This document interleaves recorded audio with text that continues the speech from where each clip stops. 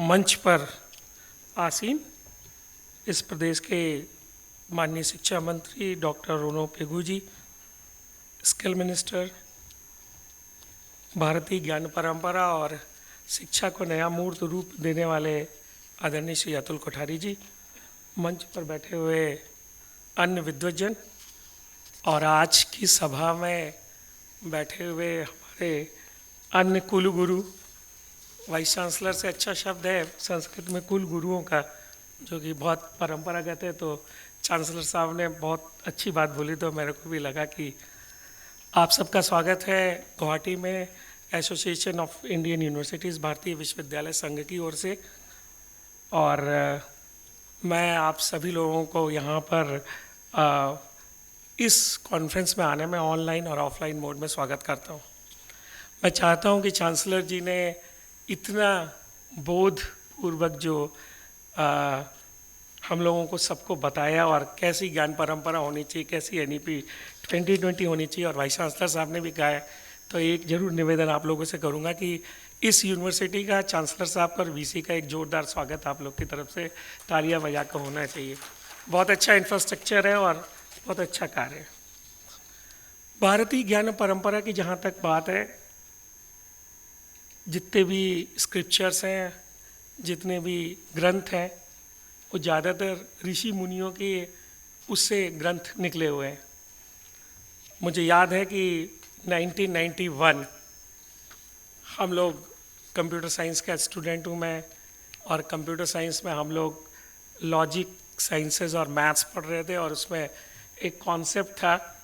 Invert करने का, क्योंकि 1 को इन्वर्ट करते हैं तो 0 आता है, 0 को इन्वर्ट करते हैं 1 आता है। तो वेस्ट की मैथमेटिक्स में बहुत सारा एक्सप्लेनेशन का पावर नहीं है, तो हम लोगों ने धीमे धीमे भारतीय सिस्टम को देखा, और उस भारतीय सिस्टम को देखने के बाद हमें पता लगा कि हमारी जो संख्या है जानने की, न्यूमरल्स को जानने की जो संख्या है, जैसे कि हम लोग 18 के बाद 19 बोलते हैं और 28 के बाद 29 बोलते हैं, तो 19 19 नहीं है और 29 29 नहीं है, 19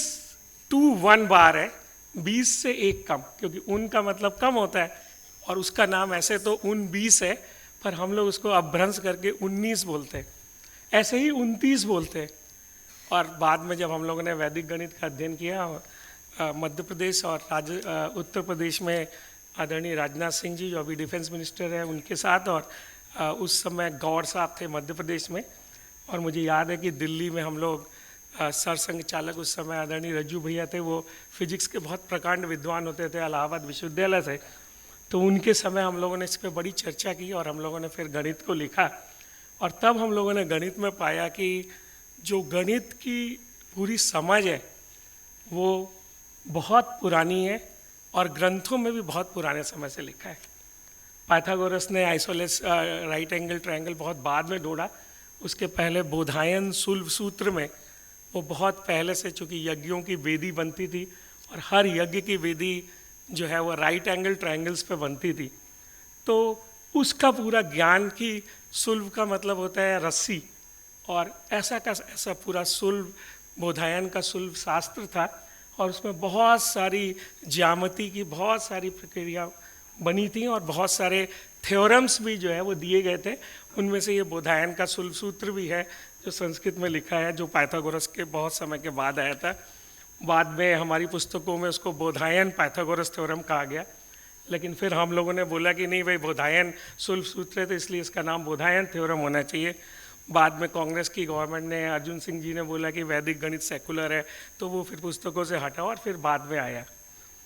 तो जो इस देश की परंपरा है, इस देश की परंपरा, और उस समय जब हम लोगों ने लीलावती का अध्ययन किया, क्योंकि गणित कोई इस देश का सब्जेक्ट नहीं था, गणित का उपयोग लोग जो है वो एस्ट्रोनॉमी और एस्ट्रोलॉजी, जिसको हम लोग कहते हैं कि ज्योतिष और खगोल शास्त्र, उसको यूज़ करने के लिए हम गणित पढ़ते थे। ऐसा नहीं था कि गणित का कोई अलग से सब्जेक्ट था। ऐसे ही जो फिजिक्स में कणादि ऋषि का बहुत सारा कॉन्सेप्ट अभी लोग पढ़ते हैं, और ऐसे ही आयुर्वेद में सुश्रुत चरक और बहुत सारी चीज़ें। उन सब बातों से मुझे केवल एक बात समझ में आई कि जो संस्कृत का स्कॉलर है, जब हम लोगों ने लीलावती के ट्रांसलेशंस देखे तो अधिकतर संस्कृत को जो नॉलेज को जानने वाले लोग हैं वो ट्रांसलेट करते हैं चीज़ों को, लेकिन जो ट्रांसलेशंस अवेलेबल हैं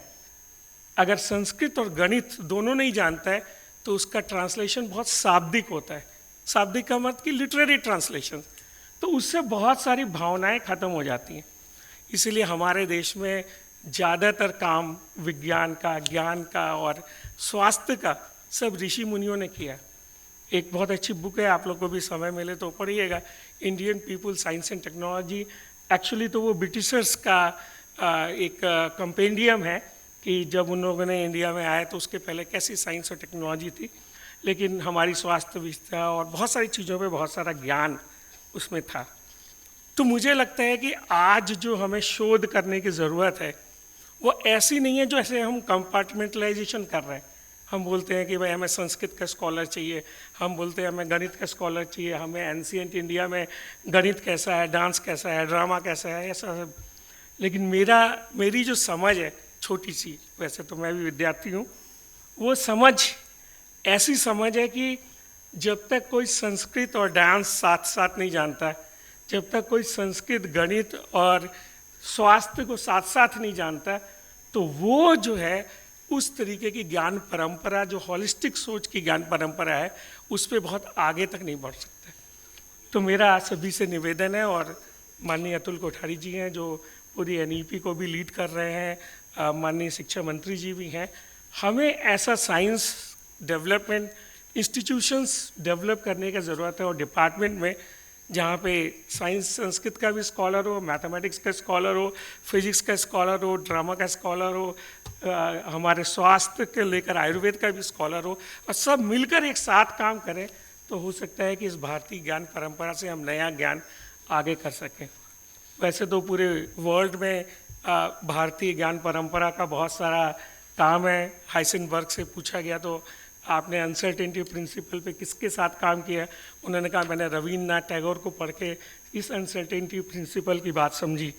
और अभी ऐसे बहुत उदाहरण हैं। फर्न इंस्टीट्यूट के सामने डांसिंग शिवा की बहुत बड़ी मूर्ति है जो सब लोगों ने देखी है, और डांसिंग शिवा के किस तरह के कण हैं वो भी लोगों को सब पता है। तो मुझे लगता है कि यह परंपरा बहुत अच्छी परंपरा है,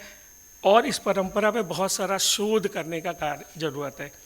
क्योंकि पास्ट हमारा बहुत स्वर्णिम रहा हो लेकिन फ्यूचर हमारा अच्छा हो, उसके शोध करने की यह नई आवश्यकता है। इसी के साथ मैं चांसलर साहब को और सभी को बहुत बहुत जो है वो धन्यवाद देना चाहता हूँ। और एक श्लोक के साथ जो मैंने गणित समझी है, जैसे हम लोग कोई भी काम पूर्ण होने पर एक श्लोक पढ़ते हैं, ओम पूर्णमदः पूर्णमिदं पूर्णात् मुदच्यते पूर्णस्य पूर्णमादाय पूर्णमेवावशिष्यते। तो इसका मतलब यही है कि पूर्ण में अगर पूर्ण मिलता है तो भी वो पूर्ण रहता है, और अगर पूर्ण में से पूर्ण हटा देते हैं तो भी वो पूर्ण रहता है।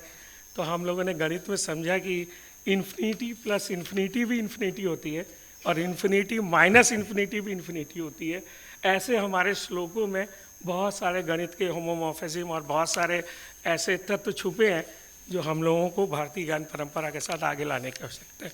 आप सभी को बहुत बहुत धन्यवाद, और यह बहुत शुभ हो ऐसी कॉन्फ्रेंस, और जहाँ से शुरुआत हुई है वो भी बहुत शुभ जगह है। Thank you very much.